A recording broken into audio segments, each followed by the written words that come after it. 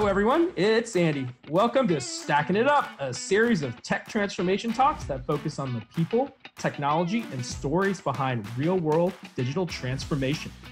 Today, we have on Stan Wysocki, who is president with Mark III. Hey, Stan. Thanks for joining us. Hi. How are you doing, Andy? Good. Stan, can you tell us a little bit about what you do here at Mark III and your history at Mark III?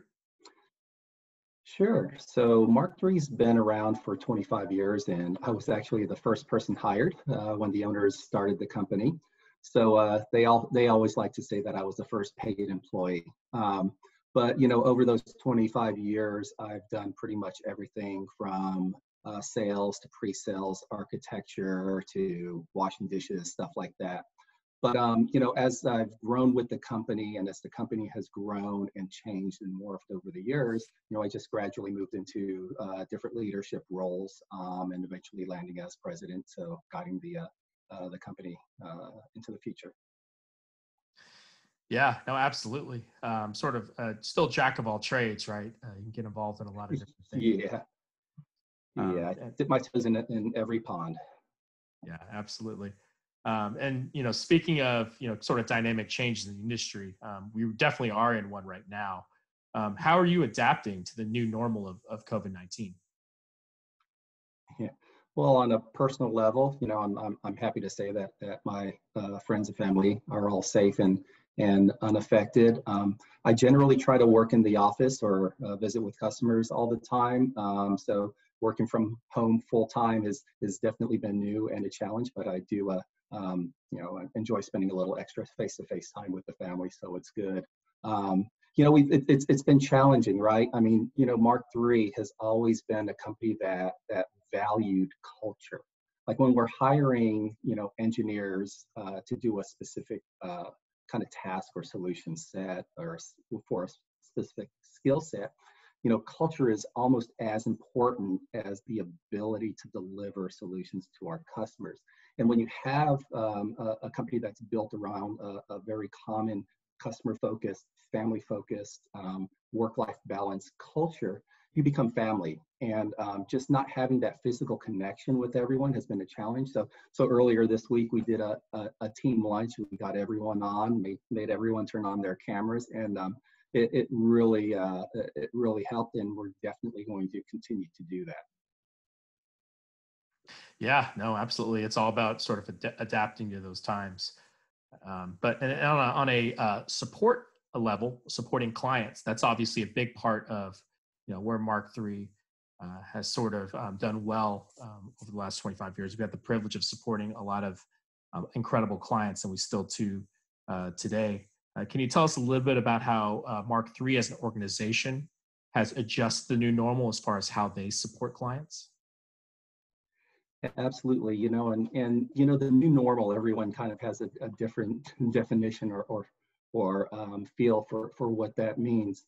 To me, the new normal means that we still have to do everything that we've done for the last 25 years. Everything that we do from a business as usual standpoint for our customers, whether that's working on projects to grow and shore up their infrastructure, whether that's working with an organization to build an innovation center and mindset.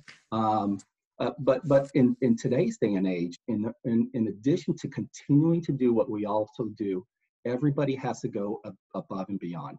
I mean, if you think about the pressures that are on our customers today, right?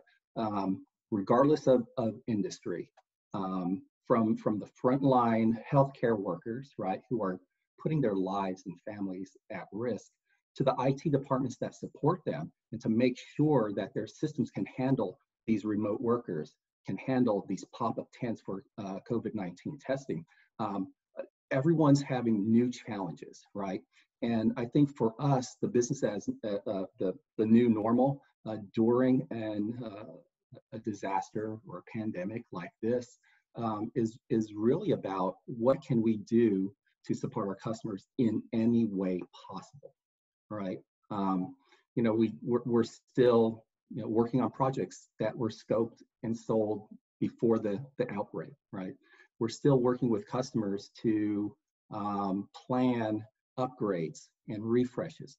We're still working with customers to help create additional capacity in their research environments to attack problems like COVID-19.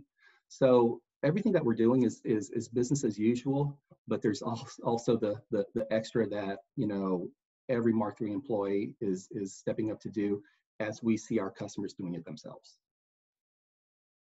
Yeah, no, absolutely. And I heard you sort of reference some of these already, but what are some of the unique stories, perhaps, that you've heard over the last couple weeks of how we are supporting our clients? Yeah, you know, the obvious one, right? I mean, every customer, regardless of industry, has many more remote workers than they have ever had in the history, right?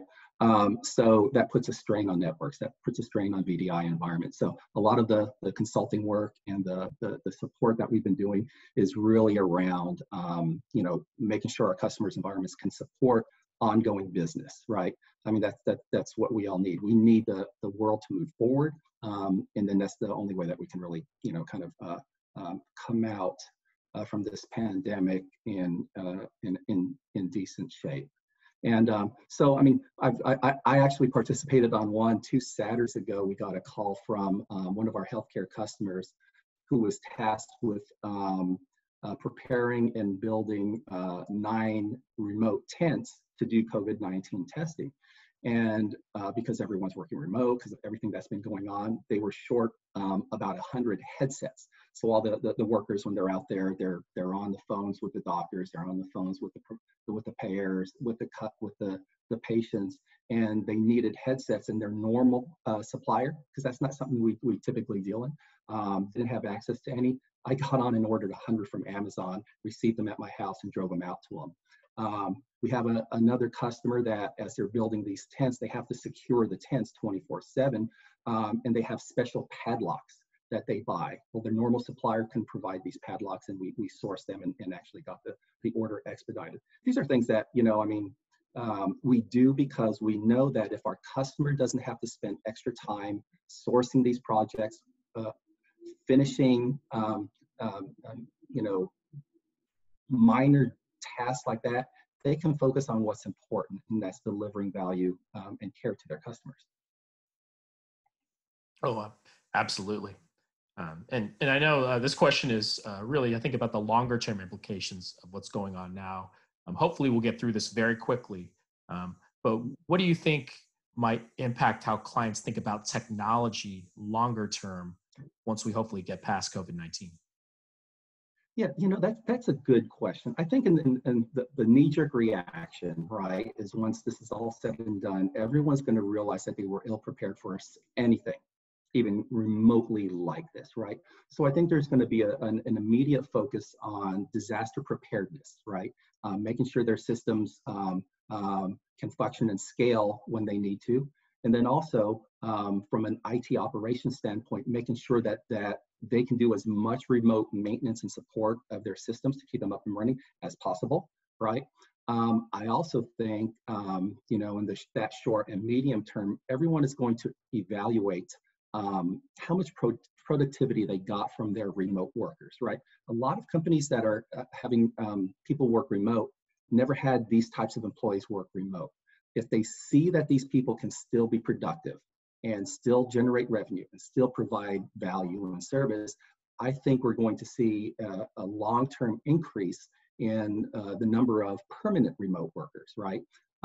This will allow them to cut back on facilities. It'll allow to have better work-life balance for their employees and stuff like that. So I think there's going to be a lot of opportunity to expand their VDI environments, expand their networks to be able to handle these types of workers. And then, you know, from a DevOps automation, how do you prepare for something like this so that when all of a sudden 50% of your workforce is moving remote that weren't remote, can you create some automation to make that happen quickly?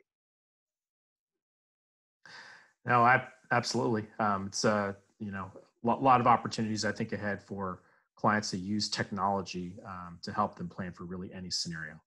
Thank you for joining us today, Stan. Really quickly before we sign off, can you tell the viewers how they can reach you directly if they have additional questions? Yeah, absolutely. My email address is stanw@markiiisys.com. I'm also on LinkedIn, and that's stan-wysocki. And then my Twitter handle is stanw87ag. Awesome. Thank you for joining us today. See you all next time.